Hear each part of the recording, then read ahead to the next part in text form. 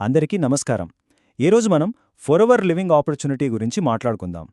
అసలు ఏంటి ఈ కంపెనీ, వాళ్ళ ప్రోడక్ట్స్ ఏంటి, ఆ బిజినెస్ మోడల్ ఎలా పనిచేస్తుంది, ఇలాంటి విషయాలన్నింటినీ వివరంగా చూద్దాం. ఇక ఆలస్యం చేయకుండా మొదలు పెట్టేద్దామా? సో ఫరెవర్ లివింగ్ అంటే సింపుల్గా చెప్పాలంటే రెండు విషయాలు. ఒకటి అలోవెరాతో చేసిన ప్రోడక్ట్స్, రెండు వాళ్ళు ఇచ్చే ఒక బిజినెస్ ఆపర్చునిటీ. ఈ రెండింటి కలయికే ఫరెవర్ లివింగ్ అన్నమాట. మొత్తం కథ ఈ రెండింటి చుట్టూనే తిరుగుతుంది. సరే, మరి ఈ కంపెనీ ప్రయాణం ఎక్కడ మొదలైంది? దాని వెనకున్న ఆలోచనేంటి? దాని గురించి తెలుసుకుంటేనే దాని ఎదుగుదల, దాని ఫిలాసఫీ మనకు బాగా అర్థమవుతాయి. సో ఒకసారి వెనక్కి వెళ్దాం. ఇక్కడ చూస్తే ఈ కంపెనీ జర్నీ మనకు కనిపిస్తుంది. ఇది 1978లో అమెరికాలోని అరిజోనాలో రెక్స్మాన్ అనే వ్యక్తితో మొదలైంది. ఒక చిన్న ఆలోచనతో స్టార్ట్ చేశారు, కాని వాళ్ల ఎదుగుదల చూడండి.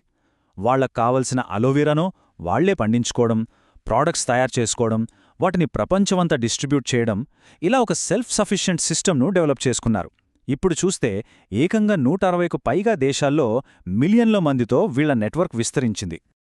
అసలు ఆ ఫౌండర్ రెక్స్మాన్ విజన్ ఏంటి? ఆయనేమనుకున్నారంటే ప్రపంచానికి ఆరోగ్యకరమైన అలోవెరా ప్రోడక్ట్స్ అందించాలి, అదే సమయంలో సాధారణ ప్రజలకు ఒక వ్యాపార అవకాశం కూడా కల్పించాలి. చూశారా, ఎంత సింపుల్ అయినా పవర్ఫుల్ విజన్ కదా. ఒకవైపు హెల్త్, మరోవైపు వెల్త్, ఈ రెండు ఆలోచనల మీదే ఈ మొత్తం కంపెనీ నిలబడింది. ఓకే, ఆ విజన్ బాగుంది. మరి దాన్ని నిజం చేయడానికి వాళ్ళేం చేస్తున్నారు? ముందుగా వాళ్ల మొదటి పిల్లర్ అంటే వాళ్ల ప్రోడక్ట్స్ గురించి మాట్లాడుకుందాం. అసలు బాటిల్ లోపలేముంది, వాళ్ళు ఏమమ్ముతున్నారు? వీళ్ళ ప్రోడక్ట్ రేంజ్ చూస్తే మెయిన్గా కొన్ని కేటగిరీస్ ఉన్నాయి. ముందుగా తాగే అలోవెరా జెల్, ఆ తర్వాత న్యూట్రిషనల్ సప్లిమెంట్స్, ఇంకా స్కిన్ కేర్, బ్యూటీ ప్రోడక్ట్స్, అలాగే వెయిట్ మేనేజ్మెంట్ కోసం కూడా కొన్ని సొల్యూషన్స్ ఉన్నాయి. అయితే వీటన్నింటిలోనూ ఒక స్టార్ ప్రోడక్ట్ ఉంది. అదేంటంటే వాళ్ల అలోవెరా జెల్ డ్రింక్. ఇది వాళ్ల ఫ్లాగ్షిప్ ప్రోడక్ట్, అత్యధికంగా అమ్ముడవుతుంది కూడా. సరే, ప్రోడక్ట్స్ గురించి చూశాం. మరి ఆ రెండో పిల్లరేంటి? అదే వాళ్ల బిజినెస్ మోడల్, అంటే వ్యాపారం ఎలా నడుస్తుందన్నమాట. దీన్నే మనం నెట్వర్క్ మార్కెటింగ్ లేదా డైరెక్ట్ సెల్లింగ్ అని కూడా పిలుస్తాం. అసలు ఈ ఆపర్చునిటీ మోడల్ ఏంటి, ఎలా వర్కౌట్ అవుతుంది?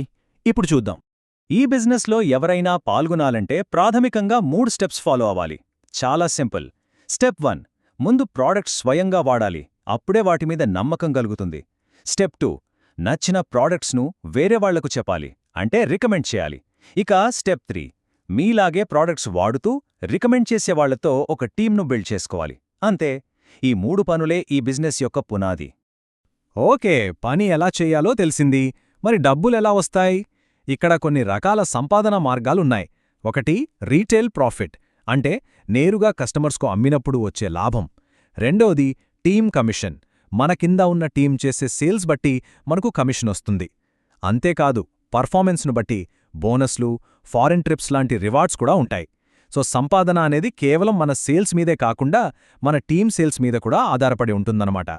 అయితే ఈ బిజినెస్ మోడల్లో అందర్నీ ఎక్కువగా అట్రాక్ట్ చేసే విషయమేంటో తెలుసా? No boss, no fixed time. అంటే మనకు మనమే బాస్. ఎప్పుడు పని చేయాలో, ఎంతసేపు పని చేయాలో మనమే నిర్ణయించుకోవచ్చు. ఈ ఫ్రీడమ్, ఈ ఫ్లెక్సిబిలిటీ, ఇదే చాలామందికి పెద్ద ప్లస్ పాయింట్. సరే, ఇదంతా వినడానికి చాలా బావుంది. కానీ నిజంగా ఇందులో సక్సెస్ అవ్వడం అంత సులభమా? ఇప్పుడు మనం కొంచెం వాస్తవంలోకి వద్దాం. ఈ బిజినెస్ యొక్క మరో కోణాన్ని కూడా చూద్దాం. కొంచెం లోతుగా, నిజాయితీగా పరిశీలిద్దాం.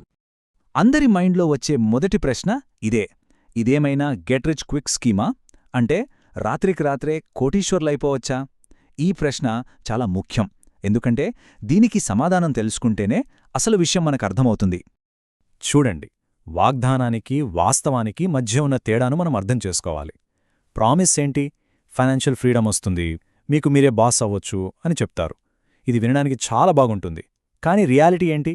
దీని వెనక చాలా కష్టం ఉంటుంది. నిరంతరం కష్టపడాలి, మంచి కమ్యూనికేషన్ స్కిల్స్ ఉండాలి. పట్టుదల లేకుండా ఇందులో సక్సెస్ సాధించడం అసాధ్యం.